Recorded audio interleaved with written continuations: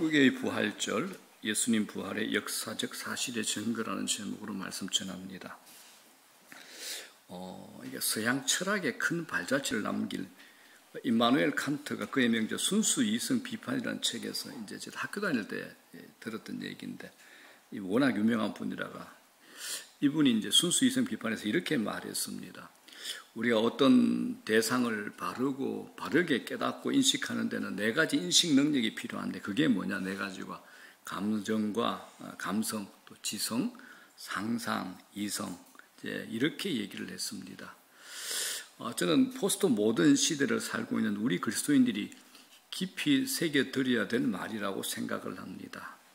대부분의 그리스도인들이 성경을 읽으면서 얻은 그때의 감성적 느낌에 의해서 이해하고 이제 받아들입니다. 대부분 이제 은혜 받았다 이런 말 추적해 보게 되면 이제 감성적인 깨달음에 비롯된 것들이 많습니다. 그런데 감성을 통해 받아들인 내용만으로는 약하죠. 모래 위에 지은 집처럼 쉽게 무너집니다. 반드시 분석하고 정리도 하는 지성적인 작업도 필요합니다. 특별히 오늘 부활주일에 부활과 같이 이해하기 어렵고 받아들이기 어려운 사건은 더욱 그렇습니다. 맹목적으로 저는 부활을 믿습니다라고 믿음으로 믿는 것 좋습니다. 성경의 말씀이니까 틀리지는 않습니다. 그러나 우리가 삶의 심각한 환난이나 영적 공고함에 빠져 부활의 소망이 보이지 않을 때나 부활을 믿지 않는 사람들에게 부활의 사실과 능력을 사실적으로 전하기 위해서는 지성과 이성적 이해도 반드시 필요합니다. 그래서 그렇게 돼야 이 기독교가 교회 안의 종교가 아니라 온 세상의 부활을 자신 있게 전하는 종교가 될 수 있기 때문입니다. 일제강점기 시절에 이제 독립운동가 또 최고이신 백범 김구 선생을 우리가 잘 알 겁니다.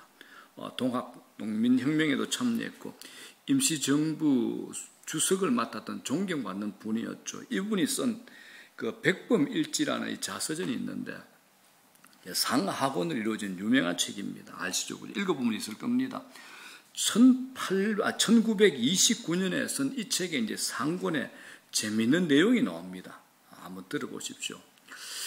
우리 옆 동네에 사는 오응선과 최유연은 동학의 깨달음을 얻기 위해 충청도에 사는 최도명이라는 선생의 집에까지 가서 공부를 배우고 있다. 그런데 놀라운 것은 공부를 하는 중에 방문을 열고 닫는 것 없이 홀연히 나타났다가 사라지기도 하고 공중으로 걸어 다닌다고도 한다. 나도 호기심이 생겨 가서 보고 싶었다. 이런 글이 나옵니다. 백범 김구 선생이 이제 직접 느끼는 것, 자기가 경험한 자서전 이런 게 나옵니다. 이때가 이제 김구 선생께서 17살 되던 때는 계산해 보면 이제 1893년입니다. 여러분 한번 생각해 보십시오. 어떻게 방문을 열고 닫지도 않았는데 사람이 출입할 수 있으며 무슨 재주로 공중에서 이제 걸어 다닐 수 있겠습니까? 그죠? 이게 120년 전의 이야기지만 우리 정조부, 정조무 이런 어른들쯤 되는 분들은 지금으로서는 상상할 수 없는 황당무계한 것들을 믿고 사셨음을 짐작하게 됩니다. 그런데 이게 이제 소문이 파다했습니다.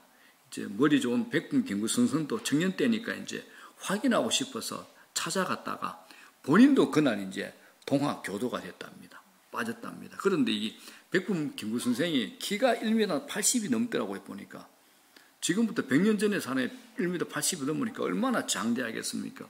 말도 잘하니까 사람을 끌어다니는 힘이 굉장히 좋잖아요. 그래서 몇 달 만에 수백 명을 전도해가지고 동학교도가 되게 만들었답니다. 그랬더니 이제 이번에는 백범 김구 자신이 유명세를 타면서 이상한 소문이 떠돌기 시작했습니다. 백범 일지에 나오는 이야기입니다. 본인이 쓴 일지에 나오는 얘기입니다. 당시 나에 대한 근거 없는 이야기가 퍼져나갔다. 사람들이 내게 찾아와 그대가 동학을 해보니 무슨 조화가 생기더냐라고 묻기에 선한 일을 하는 것이 동학이다라고 정직하게 대답해줬다. 그런데 사람들은 내가 무언가 신비한 조화를 숨기고 있는 것으로 알고 이상한 이야기를 퍼뜨렸다.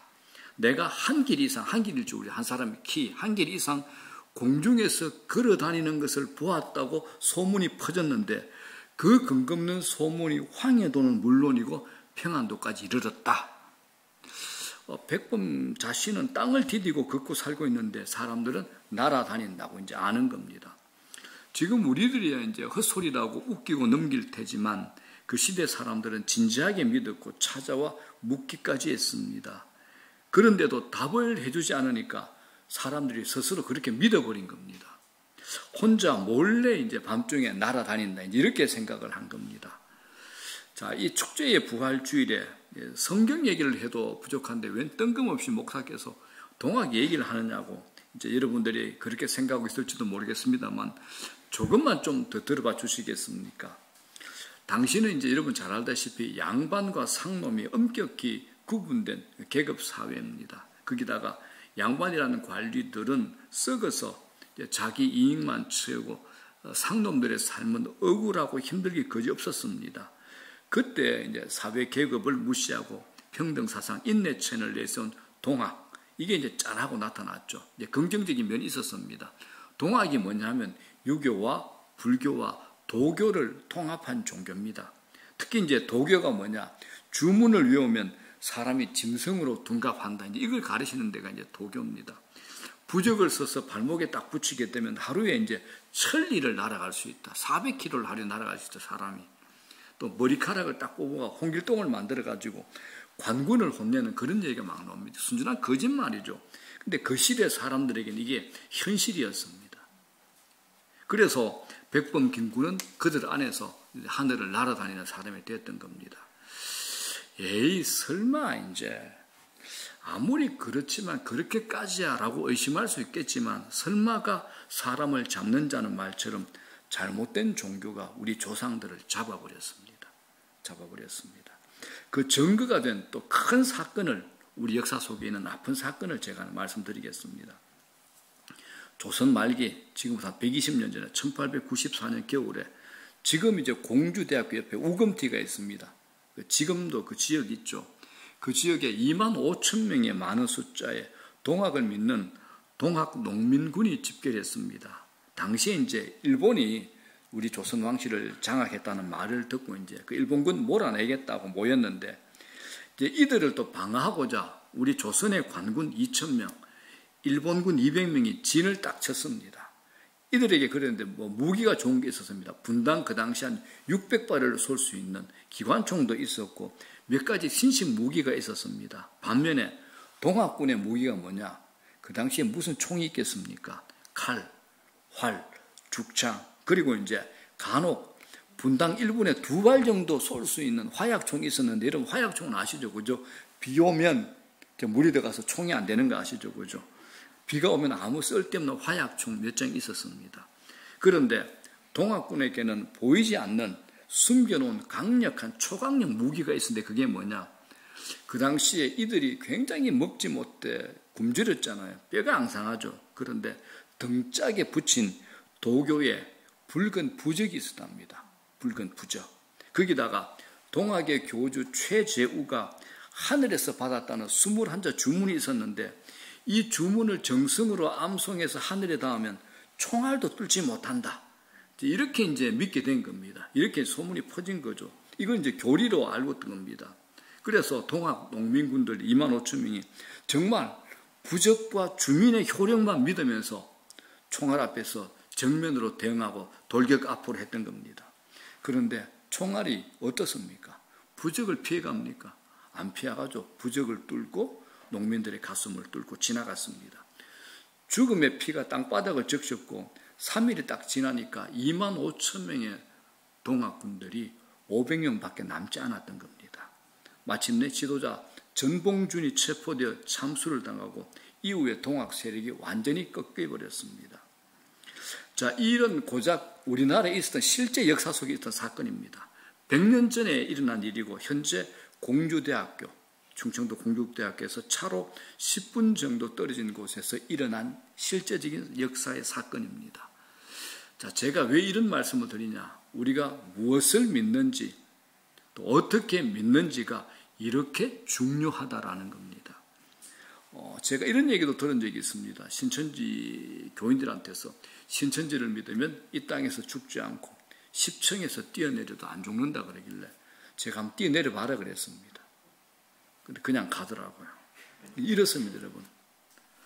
자, 우리가 무엇을 믿고 사느냐에 따라서 우리 인생 전체가 결정이 됩니다.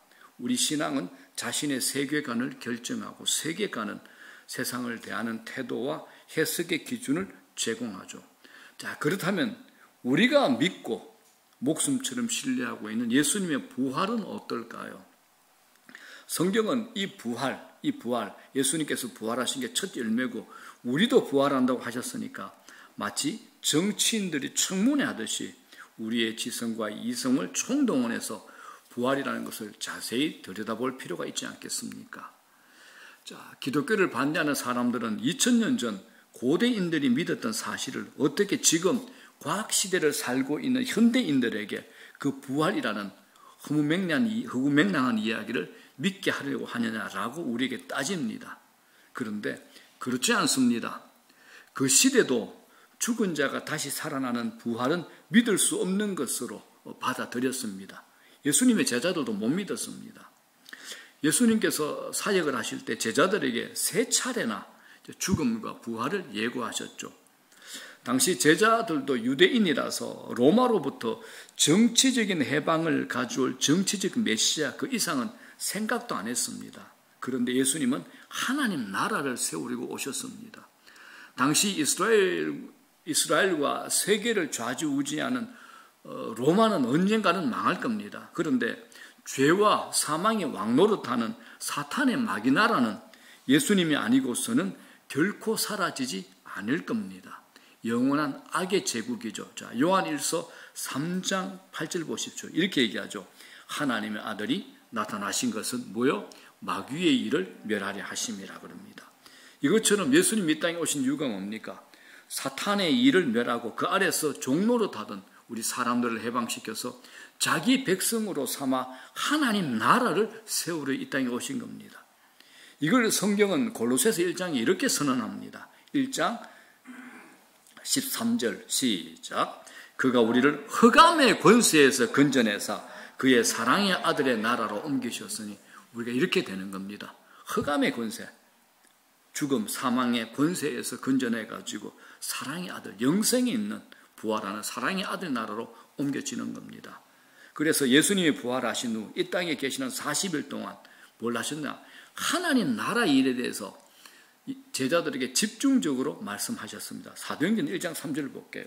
시작. 그가 고난받으신 후에 또한 그들에게 확실한 많은 증거로 친히 살아계심을 나타내사 40일 동안 그들에게 보이시며 하나님 나라의 일을 말씀하시니라. 40일 동안 예수님께서 부활하시고 40일 동안 이 땅에 계시는 동안에 제자들에게 하나님 나라의 일에 대해서 집중적으로 말씀하셨습니다.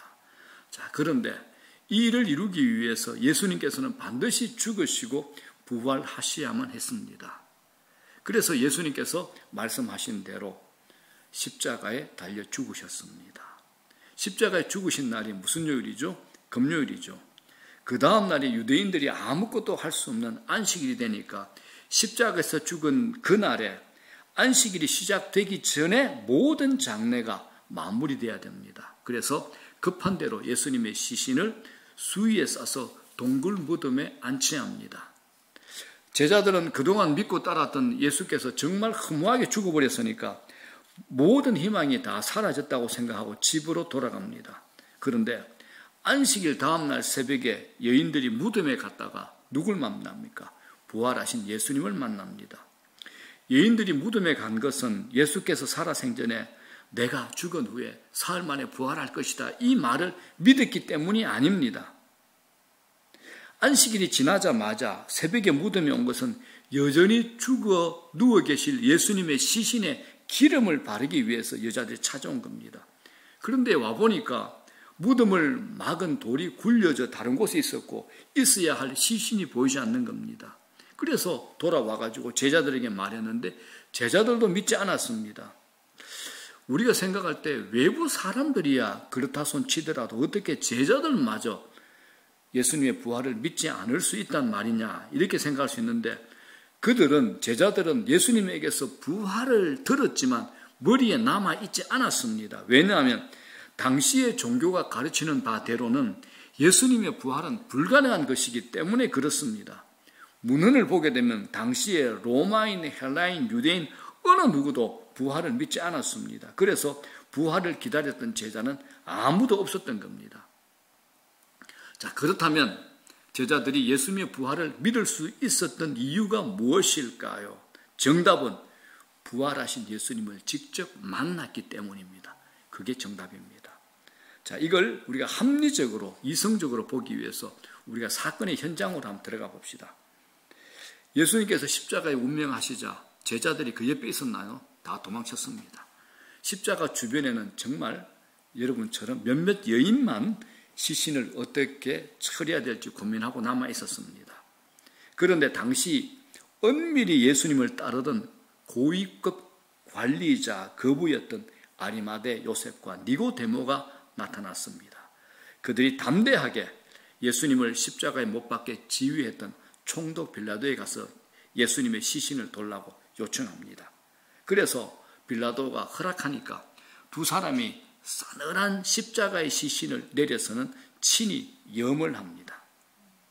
십자가에 죽은 대역 죄인의 시신은 짐승의 먹이나 구덩이에 아무렇게나 던져졌는데 이 아리마대 요셉과 니고데모가 그 당시에 워낙 거부였고 또 산에 들은 공회원이기 때문에 지위가 있으니까 빌라도가 그 지위에 굴복해서 내준 겁니다. 자, 유대인들의 율법에는 시신이 몸에 닿는 것 부정하다고 하죠. 그래서 시신이 몸에 닿는 것을 매우 꺼렸습니다. 그런데 이 두 사람은 자신들이 준비해온 수의, 천, 값비싼 향료로 예수님의 시신을 염하기 시작합니다. 자, 이 행위는 나는 예수님을 존경하고 흠모하는 제자입니다 라고 선언하는 것과 같습니다. 두 사람은 당시의 명성과 지위로 봐서는 구설수에 오를 것이 뻔하죠. 같은 동료들이 얼마나 많이 욕을 하겠습니까? 그걸 다 이제 각오한 듯 피에 찌든 예수님의 시신을 기름으로 닦고 수의를 입히고 중간중간 향까지 넣습니다. 그런데 이 당시에 귀족들은 굳은 일을 안 하잖아요. 그죠? 밥숟가락도 안 되는 양반들인데 손놀림이 서툴기 그지없습니다. 곁을 지켜보고 있던 꼼꼼한 여인들 눈에 영 마음에 들지 않았을 겁니다. 그런데 엄청난 거물급 남자들이 하는 일이라 숨죽여서 가만히 지켜볼 수밖에 없었습니다. 아리마대 요셉은 자기가 나중에 죽으면 이제 파묻힐 그 자기를 위해 파두었던 무덤에 예수님의 시신을 안치합니다. 여인들은 그들이 하는 일이 감사했지만 좀 더 섬세하게 예수님의 시신을 정성껏 싸고 매는 일에 동참하지 못한 것이 아쉬웠던 겁니다. 자, 그리고 그 다음 날이 무슨 날이죠? 안식일. 아무것도 못하니까 그냥 지나갑니다. 둘째 날 안식일. 그리고 그 다음 날이 무슨 날입니까? 십자가의 금요일에 돌아가시죠. 그 다음 날이 토요일 안식일, 이제 3일째 되는 그 다음 날, 지금 우리가 말한 이 주일날, 성경의 표현대로 안식 후 첫날, 이날 새벽에 제자들이 불안한 마음으로 눈을 뜹니다. 선생이신 예수님께서 자칭 유대인의 왕이라 주장하다가 사형을 당했으니까 그 선생을 따르던 제자들인 자기들도 어떤 봉변을 당할지 몰라서 조마조마 불안한 겁니다. 마침 아침 일찍 일어나 예수님의 시신에 기름을 바르겠다고 무덤으로 갔던 여인들이 돌아와서는 왁짝지껄 떠드는 이상한 소리가 들리는 겁니다. 제각기 예수님의 시신이 어쩌고 저쩌고 하는데 도통 무슨 말인지 알아들을 수가 없는 겁니다. 그런데 분명 예수님의 무덤에서 큰 일을 보고 온 것만은 틀림이 없었습니다. 그래서 막달라에 사는 막달라 마리아가 거친 숨을 억누르고 간신히 말합니다. 예수님의 시신이 없어졌어요. 무덤 문이 열려 있었고 시신은 어디에서 찾을 수 없었어요. 제자들은 이 여인들의 말을 믿을 수가 없었습니다. 그때 베드로가 요한에게 눈짓을 하죠. 요한, 우리 무덤에 한번 다녀오세. 베드로와 요한이 무덤으로 달려갑니다. 여기서 베드로와 요한은 시신을 감쌌던 수의와 머리를 쌌던 천이 각각 다른 위치에 가지런히 객혀 놓여 있는 것에 주목을 합니다. 요한은 시신이 사라진 무덤의 상황이 특이한 것을 보고 무슨 일이 있었던 것을 믿었습니다. 자, 요한복음 20장 한번 보겠습니다. 자, 4절부터 시작. 둘이 같이 다름질하더니 그 다른 제자가 베드로보다 더 빨리 달려가서 먼저 무덤에 이르러. 자, 또 다른 제자가 누구냐? 이게 요한입니다. 5절 시작. 구부려 세마포 놓인 것을 보았으나 들어가지는 아니하였더니 시몬 베드로는 따라와서 무덤에 들어가 보니 세마포가 놓였고 또 머리를 쌌던 수건은 세마포와 함께 놓이지 않고 딴 곳에 쌌던 대로 놓여 있더라. 자, 베드로와 요한은 빈 무덤의 정황을 주목하고 있습니다. 시신을 감쌌던 수의와 머리를 쌌던 천이 별도의 장소에 차곡차곡 잘 개켜 놓인 것을 주목한 겁니다. 제가 설교 초반에 신앙 이성적인 측면이 있다고 말씀을 드렸습니다. 베드로와 요한이 예수님의 시신이 없어진 자리에 무엇을 보았을까요? 우리도 한번 생각해 봅시다. 만약 누군가가 예수님의 시신을 훔쳐갈 목적이라면 수의 안에 고가의 향료를 말아서 시신을 감싸두었는데 도둑들은 왜 비싼 것들을 가져가지 않고 차곡차곡 쌓아놓은 걸까요? 향료는 시신의 악취를 막아주는데 왜 다 벗겨서 악취나는 시체만 가져갔을까요?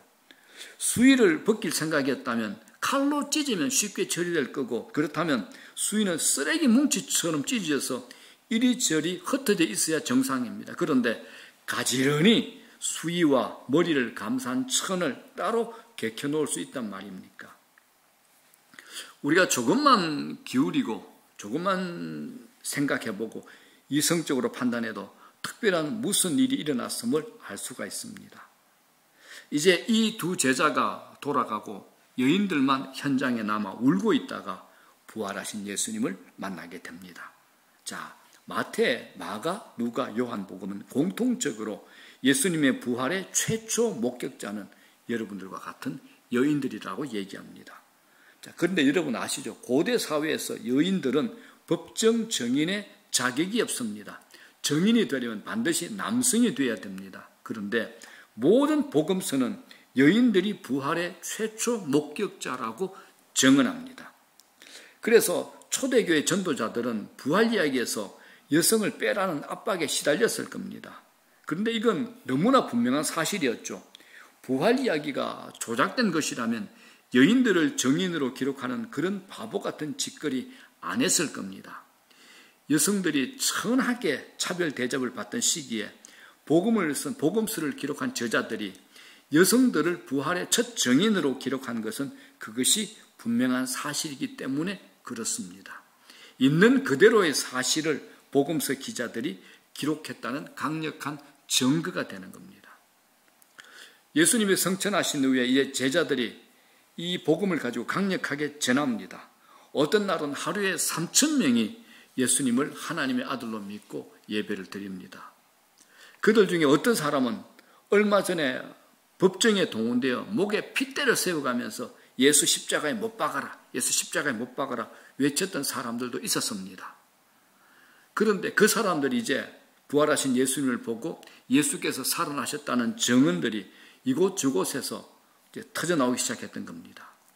부활을 목격한 사람들은 자기들의 목을 조여오는 황제와 종교 지도자들과 권세자들도 두렵지 않았습니다. 예수님이 죽고 부활한 것을 보았기에 자신들이 죽을지라도 예수님처럼 부활할 것을 믿었기 때문입니다. 자, 이 부활의 진리가 교회 안에서 이렇게 변증되었다라는 것을 오늘 본문은 또 이렇게 우리에게 증언합니다. 자, 고린도전서 15장입니다. 자, 3절부터 6절까지 시작.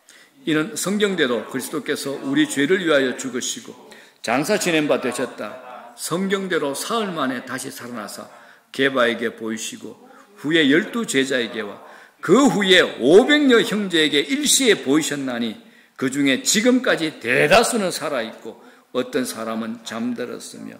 자, 이 고린도서가 기록된 것은 예수님께서 부활 성천하신 후에 30년 정도 지난 시점입니다. 당시에 성경은 이 교회에서 읽혀지면 또 다른 교회로 옮겨져 읽혀졌습니다. 당시 대부분의 성도들은 글을 알지 못했어요. 문맹이었으니까 글을 아는 사람이 읽을 때 초집중해서 들었을 겁니다. 행여 그 내용이 틀린다면 교회 공동체가 발꽉 뒤집혀지고 거짓을 말하는 교회 공동체는 사라질 겁니다. 당시 교회는 힘이나 조직력이 없었습니다. 그럼에도 예수님의 부활을 목격한 사람이 500명이 된다는 이 말씀이 교회에서 낭독되어지는 그 순간을 한번 상상해 보십시오. 어떤 사람은 이렇게 얘기할 겁니다. 맞아, 나도 그때 예수님께서 부활하신 것 봤어. 또 어떤 사람은 그래, 내 옆집에 살던 아저씨가 보고 와서는 수많은 사람들이 보는 앞에서 십자가에서 분명히 죽은 예수라는 그 친구가 다시 살아나 나타난 것은 굉장히 신기한 일이야. 난 이런 말을 들은 적이 있어. 라는 이런 얘기들이 교회 안에서 돌았을 겁니다.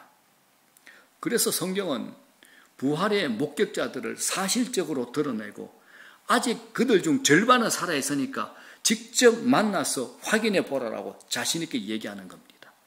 자신 있게 얘기하는 겁니다.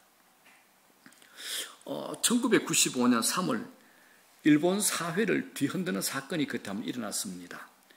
옴진리교라는 사이비 종교단체가 도쿄 지하철에 살인 가스테러를 벌인 적이 있었죠. 여러분 기억나실 겁니다.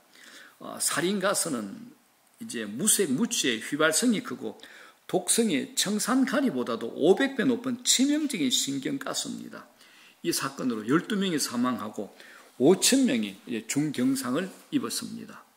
중요한 것은 이 사건을 벌인 범인들이 멍청하거나 정신병자가 아니라 옴진리교 교인인 연구원과 과학도였다는 겁니다. 멍청한 사람이 아니었습니다. 연구원, 과학도였습니다. 그 사람들이 옴진리교 교인이었습니다. 왜 이런 일이 일어났을까? 일본의 유명한 소설가 무라카미 하루키가 지식인들이 사이비 교주에 빠지는 것은 이해되지 않아라고 해서 그 사실을 파헤쳐 본 적이 있습니다. 옴진리교 교주 아사하라 쇼프는 상식을 벗어난 극단적인 종말론을 믿고 있는 사람인데 엘리트 교육을 받은 교인들이 교주의 공중부양 사건 한 장을 보고 그를 믿었던 겁니다. 공중부양 사건. 이건 이제 공중에 떠서 일정한 시간 머문다는 건데 그게 아니었습니다. 알아보니까 단순하게 권력을 이용한 단순 점퍼였는데 초월로 포장한 조잡한 사이비 교리에 다 빠져버린 겁니다. 여러분, 사람이 무엇을 믿고 사느냐에 따라서 인생 전체가 이렇게 결정되기도 합니다. 믿는 것이 자신의 세계관을 결정합니다. 세계관은 세상을 대하는 태도를 이렇게 바꾸어 놓을 수 있다는 겁니다. 성경이 부활에 대해서 얼마나 사실과 실제를 가지고 약속하고 있는가를 한번 본문을 통해서 확인합니다. 자, 고린도전서 15장 14절 18절 보겠습니다. 시작. 그리스도께서 만일 다시 살아나지 못하셨으면 우리가 전파하는 것도 헛것이요 또 너희 믿음도 헛것이며 18절 또한 그리스도 안에서 잠자는 자도 망하였으니 이 말이죠. 그리스도의 부활이 없었다면 우리 믿음 헛것이야 꽝이라는 겁니다. 그리스도를 믿고 죽은 사람도 전부 멸망에 빠져 망한 거라는 겁니다. 우리가 예수 믿는 거 부활이 없다. 이 꽝입니다. 우리 믿음도 다 거짓이 된다는 겁니다. 자, 20절, 23절 우리에게 적용되는 거죠. 시작. 그러나 이제 그리스도께서 죽은 자 가운데서 다시 살아나사 잠자는 자들의 첫 열매가 되셨도다. 그러나 각각 자기 차례대로 되리니 먼저는 첫 열매인 그리스도요. 다음에는 그가 강림하실 때에 그리스도에게 속한 자요. 자, 예수 그리스도께서 부활의 첫 열매가 되셨습니다. 그 다음은 그리스도께서 재림하실 때 그에게 속한 성도들, 우리들이 부활한다는 겁니다. 자, 51절에는 주님이 재림하실 때 실제적인 우리 몸의 부활을 얘기합니다. 51절. 시작. 보라, 내가 너희에게 비밀을 말하노니 우리가 다 잠잘 것이 아니요 마지막 나팔에 순식간에 홀연히 다 변화되리니. 이 말이죠. 부활에 관한 비밀이 있는데 죽지 않고 주의 재림을 맞이할 자도 있는데 그들은 마지막 나팔 소리에 순식간에 부활의 몸으로 변할 것이다 라는 겁니다. 자, 53절 또 이렇게 얘기합니다. 시작. 이 썩을 것이 반드시 썩지 아니할 것을 이겠고 이 죽을 것이 죽지 아니함을 입으리로다. 여러분 물어볼게요. 우리 몸 썩어요 안 썩어요? 썩죠. 죽어요 안 죽어요? 죽죠. 그런데 부활은 뭐라 그럽니까? 썩을 것이 반드시 썩지 아니할 것을 입겠고 이 죽을 것이 죽지 아니함을 입으리로다. 이게 부활입니다. 결국에는 썩고 죽을 우리 현재의 육신이 부활 시에는 썩지 않고 죽지 않을 새 몸을 입게 된다는 겁니다. 이게 부활입니다. 여러분. 그러면서 부활이 확실하기 때문에 너희들이 이렇게 살아라고 결론적으로 이렇게 선포합니다. 55절, 58절. 시작. 사망아 너희 승리가 어디 있느냐? 사망아 네가 쏘는 것이 어디 있느냐? 그러므로 내 사랑하는 형제들아 견실하며 흔들리지 말고 항상 주의 일에 더욱 힘쓰는 자들이 되라. 이는 너희 수고가 주 안에서 헛되지 않는 줄 알미라. 아멘. 인간을 괴롭히는 죽음, 즉 사망에 대해서 승리를 선포합니다. 부활신앙의 근거에서 견고하여 흔들리지 말라라고 권면합니다. 결론으로 뭐라 그럽니까? 너희 수고가 주 안에서 헛되지 않는 줄 알미라. 이 땅에서 성도의 수고가 결코 헛되지 않음을 결론으로 우리에게 약속해 주는 겁니다. 이게 예수 믿는 겁니다. 예수 믿는 겁니다. 이 땅이 끝이 아닙니다. 자, 이제 말씀 정리합니다. 우리가 잘 아는 선한 능력으로 자주 불렀던 그 시를 쓴 독일의 유명한 보네프 목사님이 계십니다. 나치하의 독일 목사님이시던 보네프 목사님입니다. 21살에 천재 소리를 들었던 천재 신학자이기도 합니다. 자신의 조국 독일에서 1933년에 2차 세계대전의 원흉 히틀러가 독일의 총통으로 자리를 차지합니다. 이 총통 히틀러가 교회와 국가를 자신의 하수인으로 만들었던 겁니다. 그래서 보네프가 라디오 방송을 통해서 히틀러가 우상화되어 간다. 이 젊은 목사가 겁도 없이 라디오 방송을 통해서 전국에 독일 전역에 방송을 했던 거고 경고를 했던 겁니다. 그로부터 이제 몇 년이 지난 후에 제2차 세계대전의 전운이 감돌자 미국의 신학자가 유명한 신학자가 그의 안위를 염려해가지고 미국에서 장기 체류할 수 있던 방안을 마련해가지고 미국으로 초청합니다. 여기 와서 숨어 지내라. 이 보네프가 미국으로 갔는데 한 달 만에 자기 고국으로 돌아갑니다. 배를 타고 한 달 만에 돌아갑니다. 미국에 남기를 바라는 친구가 보네프에게 질문합니다. 자네 정말 돌아갈 것인가? 나치 히틀러가 자네를 감옥에 집어넣어 자네를 죽일지도 모른다는 걸 알고 있지 않는가? 이 질문에 보네프가 멋진 대답을 합니다. 아마 그럴 거야. 하지만 내가 여기에 남아서 숨어 있으면 내가 믿고 있는 모든 것에 대해 거짓말한 꼴이 되고 마네. 내가 믿고 있는 모든 것에 대해 거짓말한 꼴이 되고 마네. 메시지와 메신저의 일치를 얘기하고 있는 겁니다. 독일로 귀국합니다. 그래서 매형과 함께 히틀러 암살을 모의하다가 발각되어 사형을 당합니다. 자, 보네프의 삶을 다룬 보네프라는 영화는 이 부분을 이렇게 묘사합니다. 지금껏 자신을 고문하고 괴롭혔던 나치의 요원이 뒤따라오면서 이렇게 비꼽니다. 목사, 몹시 떨고 있네. 두렵소? 보네프가 이런 대답을 합니다. 아니요, 춥소. 그 다음에 이제 나치 요원의 말과 보네프의 대답이 압권입니다. 나치 요원이 말합니다. 이젠 다 끝났죠. 그때 보네프의 대답이 결론입니다. 아니요, 아직 끝나지 않았어. No, 아니요, 아직 끝나지 않았어 했던 겁니다. 보네프의 이 말에 나치 요원이 멍한 표정을 짓습니다. 자, 이거죠. 죽음으로 모든 것이 다 끝났다고 생각하는 사람과 그것을 새로운 시작이라고 믿는 이는 같은 공간에 있었지만 완전히 다른 세상을 살고 있는 겁니다. 이게 보네프와 나치 요원의 삶이 되는 겁니다. 이게 예수 믿고 있는 우리와 세상 사람들의 삶이 달라야 되는 겁니다. 사랑하는 여러분, 부활은 실제고 현실입니다. 사실입니다. 예수님의 부활이 실제인 것처럼 우리의 부활도 실제입니다. 우리는 매일매일 부활을 향해서 살아가는 사람들이라는 겁니다. 그래서 언제나 오늘의 설교 제목처럼 두 개의 부활절, 예수님의 부활과 우리의 부활, 두 개의 부활절을 살고 있는 사람들이 바로 저희들이 됩니다. 부활의 신앙을 가지시고 삶의 모든 영역에 언제라도 부활의 신앙으로 승리하는 여러분 되시기를 주의 이름으로 축복합니다.